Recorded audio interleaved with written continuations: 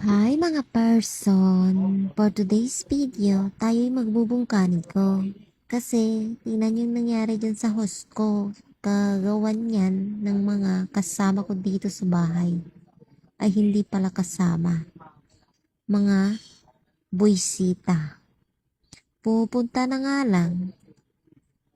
Nag-iiwan pa ng bakas. Ay nako, nakakagigit, pangalawang beses ko na tong inayos. Yan pa rin. Nangat-ngat nila yan. Ewan ko ba, bakit trip na trip nila yan. Pinakausap ko man sila, sabi ko, please, pag pupunta kayo dito, mamasyal kayo, pwede naman kayo mamasyal dito sa bahay, pero, huwag nyo naman pakikialaman yung mga gamit ko. Tulad niyan, yung ginawa nyo. Pero, ayun, parang, inaano pa rin nila ako. Inaasar. Yan, pangalawang beses ko na yung ginanyan. Ay, naku, ewan ko lang. Pag mahuli ko talaga kayo. Sabi nila matalino daw yung mga bubwit. Dapat wag daw ano-anuhin kasi mas lalo silang ay nako. Wala na akong pake. Pag makita ko kayo, puputulin ko yung mga ngipin nyo. Tingnan nyo lang. Yung pinahirapan nyo pa ako. Buti na lang may clean wrap ako.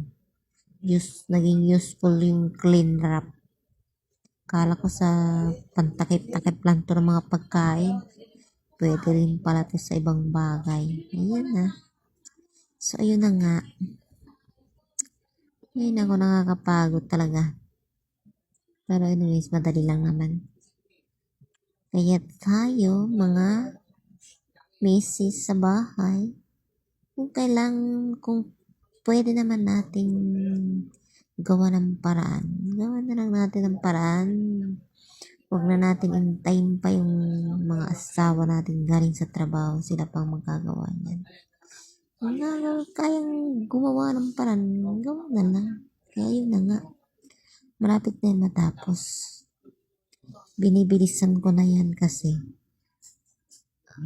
maganda yung sikat ng araw. Maganda yung sikat ng araw at makapaglaba ako. Makapagsampay. Yun na nga. Malapit na yun matapos. Nilalagyan ko talaga ng maraming ano yan. Binalutan ko nang hindi lalabas ang tubig. Ayun. Ayun. Tapos lalagyan ko pa siya ng electrical tape. Kaso lang, isang ikot pa lang, wala na palang laman. Diyos mio marimar. Buti na lang, meron pa akong packing tape. So, yun na nga. Packing tape na nga lang ang gagamitin. Naubos na ng electrical tape.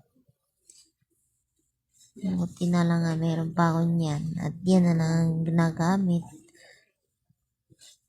para hindi talaga lalabas ang tubig. Ay, nako. Malapit na ako niyan matapos. Ganun-ganun lang naman siya. Ikot-ikot, ikot-ikot, ikot-ikot. Ang tanong, baka lalabas pa ang tubig. Hihihi. Oh my God. So, ayun na nga. Another ikot pa. Maraming ikot-ikot yan. Tingnan lang natin kung lalabas talaga ang tubig. Diba? Ilang putol yan. Kasi hindi ko maikot ng buo eh. Piniputol-putol ko. Kaya maraming ikot yan. Tapos, nilagyan ko pa siya ng goma. Doon sa pinaka dulo-dulo.